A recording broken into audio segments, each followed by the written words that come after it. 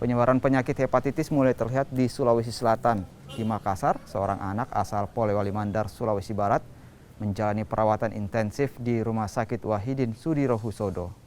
Pasien anak itu dirawat sejak 8 Mei lalu karena diduga mengalami gejala hepatitis, yakni mata dan kulit berwarna kuning.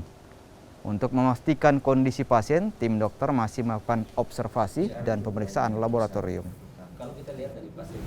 Angka penyakit hepatitis ini belum diketahui sebabnya, dan kita beranjak dari adanya sindrom kuning.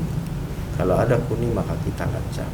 Ya, apakah penyebabnya itu diketemukan? Kalau penyebabnya diketemukan berarti kita penanganan sesuai dengan penyebabnya. Berarti bukan termasuk kelompok hepatitis yang tidak diketahui penyebabnya. Sehingga kita untuk mengetahui mendiagnosis itu, kita harus singkirkan dulu penyebab-penyebabnya, kemungkinannya. Ya. Sampai saat ini kita belum dapatkan kasus, dan kemarin ada satu kasus yang masuk dengan mata kuning, kita lacak. Berarti untuk saat ini baru satu pasien di Rumah Sakit Wahidin, dok.